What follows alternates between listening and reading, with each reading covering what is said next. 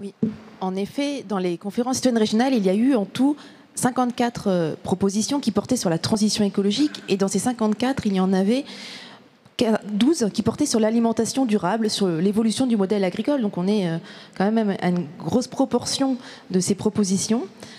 Et ces propositions, elles ont en commun de viser à aider les consommateurs à manger mieux et plus sain.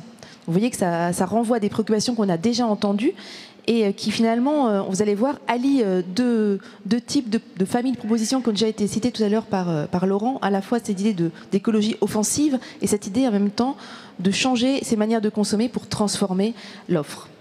Alors, pourquoi? Qu'est-ce que visent plus concrètement ces propositions donc, qui valorisent des circuits courts et des pratiques nouvelles en matière d'agriculture et de pêche? Elles visent une meilleure santé pour les individus, avec l'idée que ça ne doit pas être un luxe que de manger bien et de manger sainement.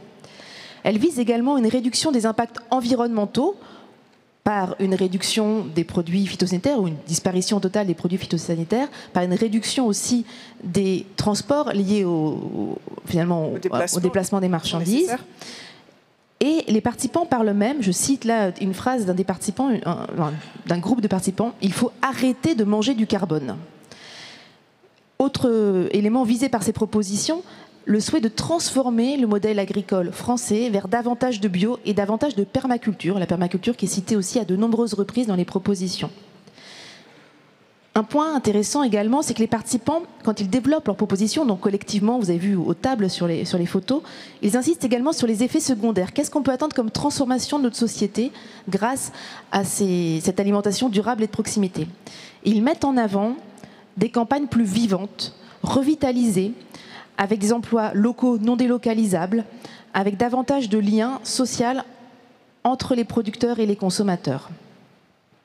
Alors concrètement, comment? Il y a plusieurs modalités, plusieurs leviers qui sont proposés dans ces différentes actions développées par les citoyens. Il y a notamment 3 leviers intéressants à zoomer ici. On ne peut pas raconter toutes ces propositions qui sont toutes très riches et assez systémiques, mais ces modalités, c'est la fiscalité incitative, notamment la taxation plus faible sur les produits locaux, les produits bio, les produits de saison, et plus élevée sur les produits transformés qui viennent de loin. L'objectif, c'est que manger local et sain soit financièrement accessible à tous. Deuxième modalité, deuxième levier, la promotion des coopératives d'achat et de vente. Et vous voyez là en filigrane aussi l'idée que les citoyens soient associés à la gouvernance de ces lieux de distribution. Troisième levier, les subventions, les formations pour aider les agriculteurs et les pêcheurs à transformer leurs pratiques. Pour finir, ces propositions offrent une reconnaissance forte du pouvoir des citoyens d'agir sur l'offre, d'agir sur le modèle économique par leur consommation, parce qu'il est dans leurs assiettes.